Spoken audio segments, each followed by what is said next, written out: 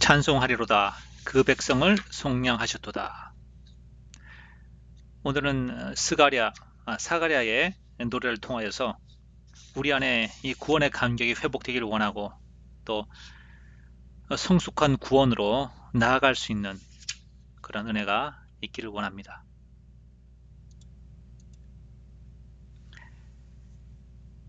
여러분의 기도가 응답된 것이 언제였습니까? 언제 여러분은 마음에서 우러나오는 그러한 찬양의 고백을 드린 적이 있습니까? 혹시 여러분의 영적인 삶이 메마른 가운데 있지 않습니까? 하나님과의 영적인 어, 교제가 끊어져서 그런 가운데 있지 않습니까? 2000년 전 예수님이 오실 때 그들의 영적인 상황도 이와 같았습니다. 400년 동안 하나님께로부터 아무런 메시지도 없었고, 더욱이 그들은 로마 식민 통치 아래 고통당하는 가운데 있었습니다. 그리고 그들의 지도자들은 영적으로 어두워서 그러한 소외된 자들을 돌보지 않았습니다. 그들은 참으로 소망이 없는 상태였습니다. 이러한 영적으로 암흑기의 상황에서 하나님께서는 예수 그리스도를 보내시고, 또 그에 앞서서 요한을 보내셨습니다.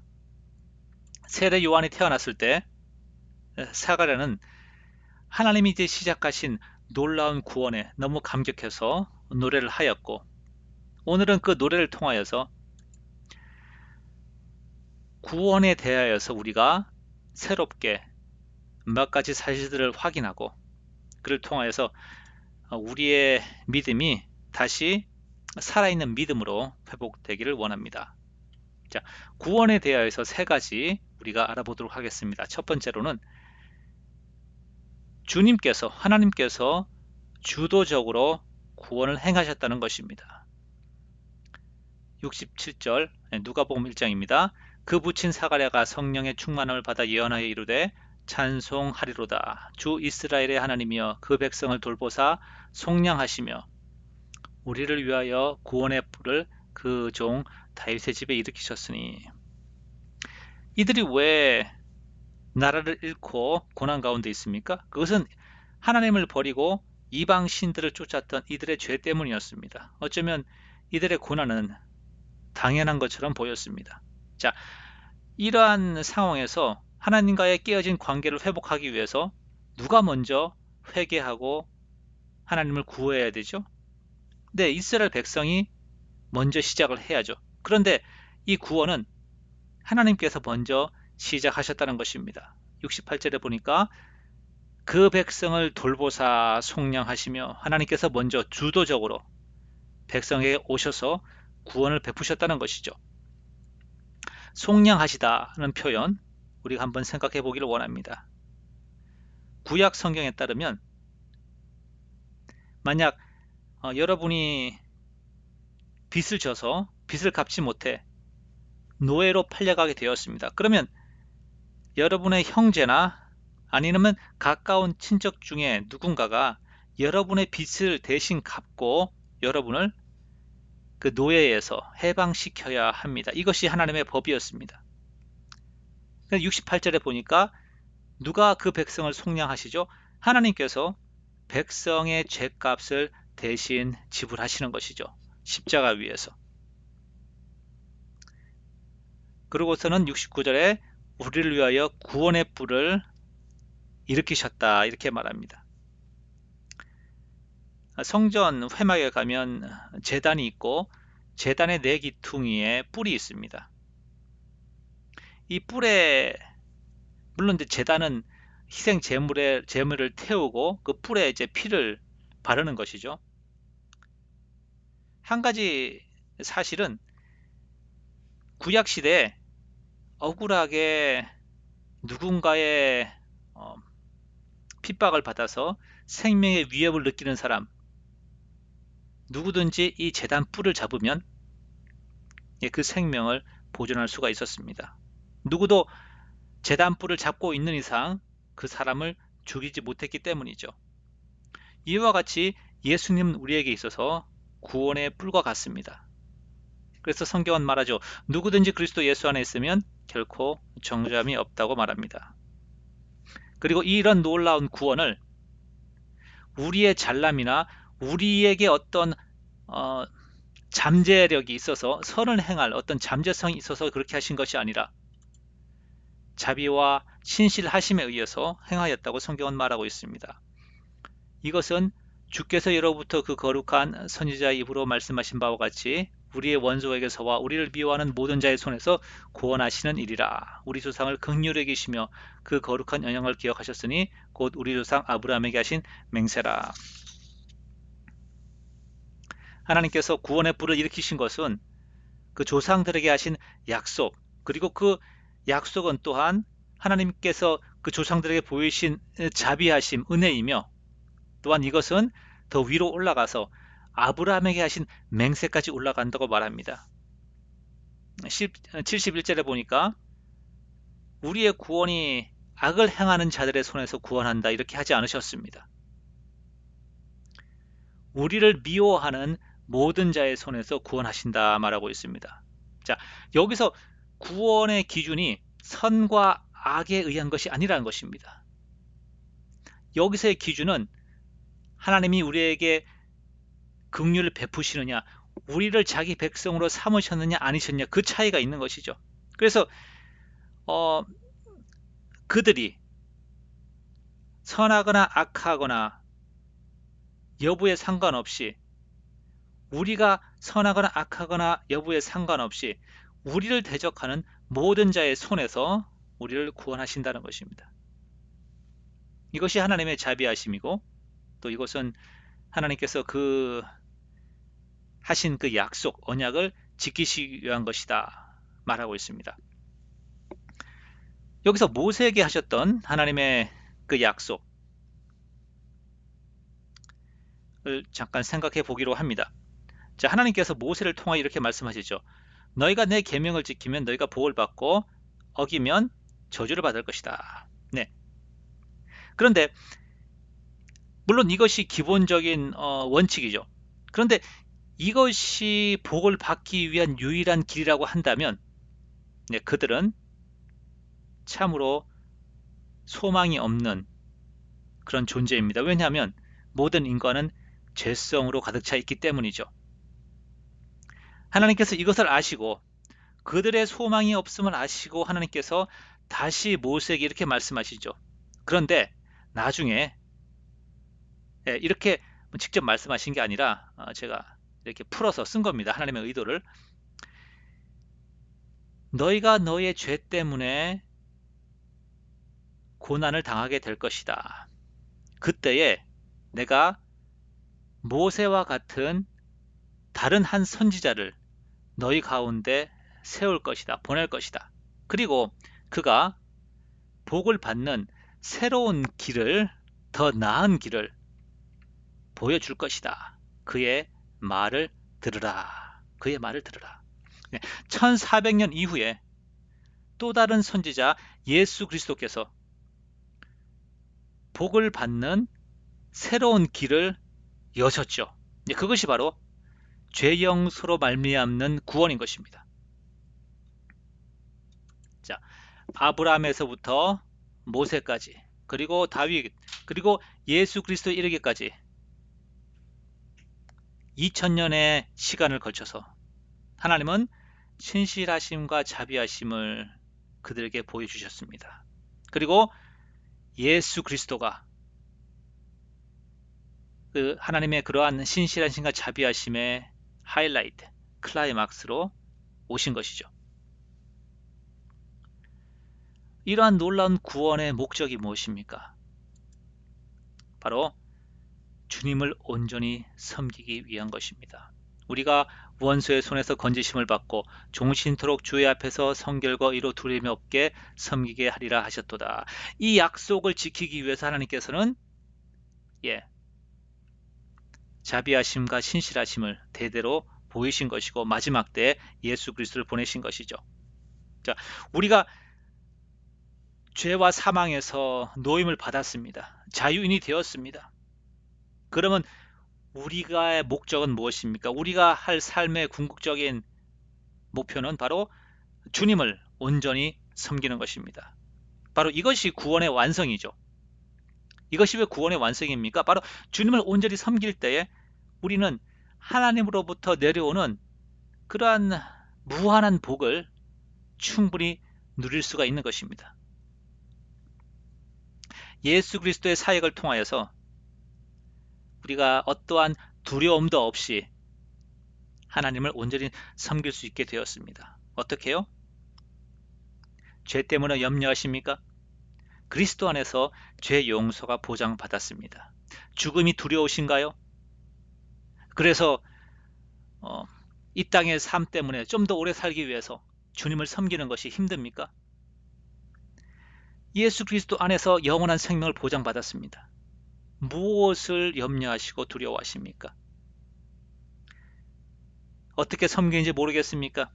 마음이 자꾸 세상으로 향합니까? 예수 그리스도께서 우리에게 성령을 부어주셔서 주님을 향하여서 즐거움과 감사로 온전히 헌신하게 하셨습니다. 이렇게 함으로써 성결과 의로서 주 앞에 온전히 섬기게 되는 것이죠. 자, 여러분의 삶 가운데 하나님은 어떻게 나타나십니까? 예측 불가의 하나님이십니까? 어떨 때는 기도를 들어주시고 어떨 때는 들어주지 않으시고 어떨 때는 복을 주시고 어떨 때는 고난 가운데 지나게 하십니까? 우리가 하나님의 이러한 궁극적인 구원의 목표, 삶의 방향을 안다고 한다면 우리의 최종 종착역이 바로 하나님 앞에서 영원토록 주를 찬양하는 것임을 안다고 한다면 하나님이 얼마나 일관성 있게, 얼마나 신실하게 우리의 삶을 인도하시는지 알 것입니다. 바로 구원의 완성을 위해서 말이죠. 자, 이것이 사가랴의 노래에서 우리가 알 수 있는 어떠한 구원인지, 어떻게 어떠한 방향으로 하나님께서 구원을 완성시키실지 우리가 안다고 한다면, 자, 우리가 그러면 어떻게 하면 성숙한 구원으로 나아갈 수가 있는가가 이제 사가랴의 뒷부분, 사가랴 노래에서 뒷부분에 나와 있죠. 이 뒷부분은 사가랴가 자기의 아들 요한을 보고 이 요한이 하나님의 구원에 이바지할 것을, 기여할 것을 생각하며 감격하여서, 물론 성령의 감동이죠. 요한의 사역에 대해서 예언한 것입니다. 첫 번째로 우리는 죄 용서로 말미암는 구원에 대해서 배워가야 합니다. 76절, 이하여 내가 지극히 높으신 이의 선지자를 일컬음을 받고 주 앞에 앞서가서 그의 길을 준비하여 주의 백성에게 그 죄 사함으로 말미암는 구원을 알게 하리니. 자, 요한이 그 길을 준비하고, 그게 무슨 말이죠? 무엇을 준비합니까? 사실 여기서 말하는 길은 물리적인 길이 아니죠. 바로 예수님께서 각 영혼에게 방문하실 때 그 마음의 길이를 얘기하는 겁니다. 그 마음밭을 준비하는 것이죠. 그럼 요한이 사람들의 마음밭을 어떻게 준비하는 것입니까? 왜 준비해야 됩니까? 죄 용서로 말미암는 구원, 사람들이 받아들이기 어렵습니다. 제가 복음을 전하려고 하면 가장 많이 부딪히는 것이 이거예요. 내가 왜 죄인입니까? 나 죄 없습니다. 나처럼 의로운 사람이 있으면 나와보라 그래요. 자, 이렇게 자신이 죄가 있다는 것을 인정하지 못하는 사람에게는 죄 용서의 구원은 납득할 수 없는 복음도 아니죠, 사실은. 그렇게 됩니다. 예수님께서 영적으로 흑암 가운데 있는 자들을 깨우시기 위해 빛으로 오셨습니다. 그런데 흑암이 깨닫지 못하였다. 흑암 가운데 사는 사람들이 깨닫지 못하였다라고 말합니다. 왜냐하면 그들의 눈이 자기 의라는 것에 가려져 있기 때문에 그랬죠. 그래서 어떻게 하십니까? 죄송합니다. 요한을 보내어서 그 빛에 대하여 증거하게 하시는 것입니다. 그래서 사람들이 빛으로 나오게끔, 그래서 자기의 죄성을 깨닫고 주님의 은혜로 베푸시는 죄 용서의 구원을 받아들이도록 하는 것이 요한의 임무였다는 것이죠. 자, 어떻게 요한이 그렇게 하였습니까? 요한이 뭐라고 외칩니까? 너의 죄를 회개하고 세례를 받으라. 회개의 메시지를 선포했죠. 그래서 사람들의 마음이 어떻게 됩니까? 회개하는 겸손한 마음밭으로 준비되는 것이죠. 그래서 예수님이 선포하시는 그런 죄 용서의 구원의 메시지를 아멘으로 받는 것입니다. 그런데 그 중에 세례 요한의 이 세례의 메시지, 회개의 메시지를 받지 않았던 사람들이 있었습니다. 바리새인들 중에. 그렇죠? 이 사람들이 나중에 예수의 메시지도 받지 않습니다. 그래서 예수님이 이렇게 말씀하시죠. 너희가 요한의 메시지를 들었다면, 믿었다고 한다면, 요한을 믿었으면 내 메시지도 믿었을 것이다. 이렇게 말씀하시죠. 자, 그래서 회개와 또한 용서를 구하는 것, 그것이 바로 죄 용서로 말미암는 구원을 배우는 첫 걸음이라는 것입니다. 우리가 우리 마음속에 예를 들어서 작은 어떤 죄책감이 있다고 쳐요. 내가 어떤 잘못을 했어요. 근데 상대방 그걸 감지하는지 눈치를 챘는지 모르겠지만 내 마음은 찝찝해요. 그때 여러분 어떻게 하십니까? 아, 그래. 뭐 사실 그 친구도 뭐 모르고 뭐 다 그 정도는 하는데 뭐 괜찮아. 이렇게 하면서 여러 가지 변명과 핑계거리를 통하여서 나의 죄책감을 누그러뜨리라고 하지 않습니까? 우리 진주 조개를 아시죠? 진주 조개. 예. 진주 조개의 그러한 예를 우리가 본받지 말아야 됩니다. 예, 진주는 좋은 것인데, 예, 오늘 이제 설교에서는 안 좋은 쪽으로 하나 예를 설명을 할까 합니다. 자, 진주가 어떻게 만들어지죠? 예, 진주 조개 안에 이물질이 들어오면 너무나 괴롭잖아요. 뾰족뾰족하고 그것이 이제 속살을 찌르니까. 그래서 어떻게 합니까? 그 진주를 만드는 재료로 그걸 덮어요. 점점 감싸서 부드럽게 둥글둥글하게 하는 겁니다. 그럼 이제 둥글둥글해지면 어떻게 되죠? 더 이상 이제 아프지 않고 찔리지 않는 겁니다. 우리도 혹시 그렇게 하지 않습니까? 우리 마음속에 작은 죄책감이 있을 때 핑계거리로 자꾸 감추고 뒤로 밀어두고, 아 그래 내일 생각해보자, 내일 회개하지 뭐, 이렇게 자꾸 함으로써 어떻게 됩니까? 나중에는 전혀 죄책감이 없는 거예요. 마치 몸속에 들어온 불순물이 아름다운 진주가 되는 것처럼. 예, 아름답다는 표현이 좀 여기서는 맞지 않지만, 그러면서 자연스럽게 자기의 일부분으로 받아들여지면서 나중에는 자기가 의로운 사람이라고 착각하게 되는 것이죠. 그러므로 어떠한 작은 죄책감이라 할지라도 하나님께 고백하시기 바랍니다. 그렇게 하는 것이 영적인 어두움에서 깨어나는 첫 번째 첫 번째 걸음이죠. 그러면 두 번째로는 내가 영적인 어두움 가운데 있다는 걸 깨달았으면 어떻게 하죠? 일어나셔야 됩니다. 일어나서 빛으로 나아가야 됩니다. 78절에 이는 우리 하나님의 긍휼로 인함이라. 이로써 돋는 해가 위로부터 우리에게 임하여 어둠과 죽음의 그늘에 앉은 자에게 비치고 우리 발을 평강의 길로 인도하시리로다 하니라.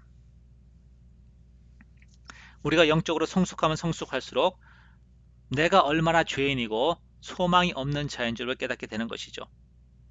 그래서 더욱더 간절히 주님을 찾게 되는 것입니다. 우리가 예전에는 생각하기를 내가 한 90%는 좋은 사람이고 10% 딱 몇 가지 안 좋은 어떤 습관 때문에 나는 조금 결점이 있어. 뭐 이렇게 생각하던 사람이 이제는 10%가 아니라 99% 아니 100%가 나는 정말 악한 사람이고 온갖 위선과 이기적인 욕망과 세상을 사랑하는 마음에 가득 차 있다. 소망이 없다. 이것을 깨닫게 되는 것이 이것이 바로 영적인 성숙인 것입니다. 79절에 보니까 죽음의 그늘에 앉았다 이렇게 말합니다. 죽음의 그늘이 무엇입니까? 여러분 그늘에 앉으면 어떤 느낌이 들죠? 따뜻합니까? 춥잖아요. 그죠? 죽음의 냉기를 느끼는 것입니다. 생명이 있다고 한다면 죽음의 냉기를 느끼게 되는 거예요. 그 죽음의 냉기가 무엇입니까? 슬픔, 불안함, 스트레스, 증오, 분노, 아픈 것, 병든 것, 뭐 이런 것들이죠. 이런 것들이 궁극적으로 우리에게 다가올 죽음의 그림자인 것입니다.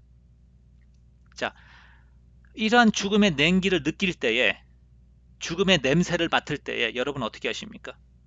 대체적으로 두 가지 반응을 보여요. 첫 번째 반응은 인생은 원래 다 그런 거야. 인생은 슬픈 거야. 그리고 죽음은 피할 수가 없어.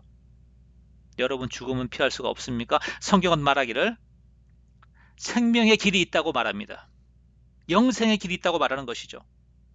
그리고 또 다른 한 가지 반응은 죽음의 냄새를 맡을 때에, 죽음의 냉기를 느낄 때에 그것을 잊어버리기 위해서 다른 것을 찾아 나섭니다. 세상에 있는 것들, 뭐 인터넷을 한다든지 아니면 마약을 한다든지 게임에 빠진다든지 돈에 집착을 한다든지 아니면 일 중독에 빠진다든지.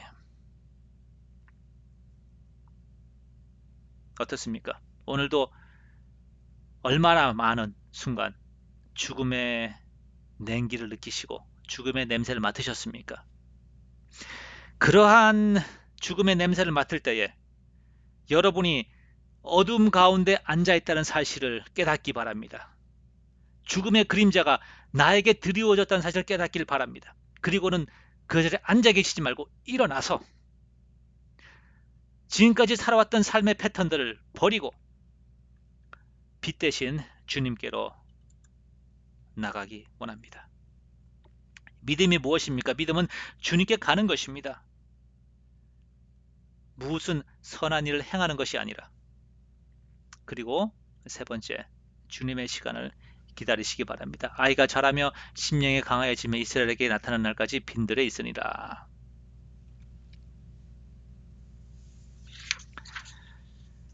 사가랴의 이 놀라운 예언과 찬양 이후에 30년이 지나서 비로소 세례 요한이 외칩니다. 회개하라, 회개하라. 우리가 주님의 인도하심을 따라갈 때에 그 결과, 하나님의 사역의 결과라든지 하나님의 임재하심을 느끼기 위해서 우리가 너무 조급해하지 말아야 됩니다. 내가 이렇게 기도하고 내가 이렇게 교회를 섬겼는데 왜 열매는 없는 것이야? 왜 우리 아이들은 변하지 않는 것인가? 주님의 시간이 되면 결과가 보일 것입니다. 주님의 시간이 되면 주님을 만날 것입니다. 말씀을 정리합니다. 네, 이제 2주 남았나요? 네, 크리스마스까지, 성탄절까지 주님께서 이루신 그 구원에 대해서 좀 더 깊이 묵상하시고 또 감사하시며 또 구원의 완성을 위해서 하나님이 인간이 돼서 오셨잖아요. 그 구원 얼마나 소중한 것이고 얼마나 중요한 것이겠습니까? 그 구원의 완성을 위해서 달려가시기를 결단하는 그런 은혜가 이번 성탄절에 있기를 원합니다. 자, 오늘 말씀드린 세 가지 구원에 대해 세 가지를 정리합니다. 네, 구원은 하나님이 주도하셨고 자비하심과 신실하심으로 우리에게 임한 것이고 구원의 완성이 무엇입니까? 온전히 주를 섬기는 것입니다. 어떻게 하면 구원의 완성으로 나갈 수 있겠습니까? 예, 죄 용서의 비밀에 대해서, 신비에 대해서 우리가 배워야 됩니다. 바로 회개와 또 용서를 구하는 태도, 사람들에게 용서를 구하는 태도를 말합니다. 통화에서 자신을 내려놓고 겸손한 그런 것을 배운 것이죠. 두 번째로 일어나서 흑암의 자리에서 일어나서 빛 대신 주님께 나아가야 됩니다. 그리고 그러면 주님의 때에 주님을 배울 것입니다. 주님의 은혜가 이번 성탄절에 여러분의 삶과 가정 가운데 또 하나님의 맡기신 사역 가운데 넘치기를 소원합니다. 감사합니다.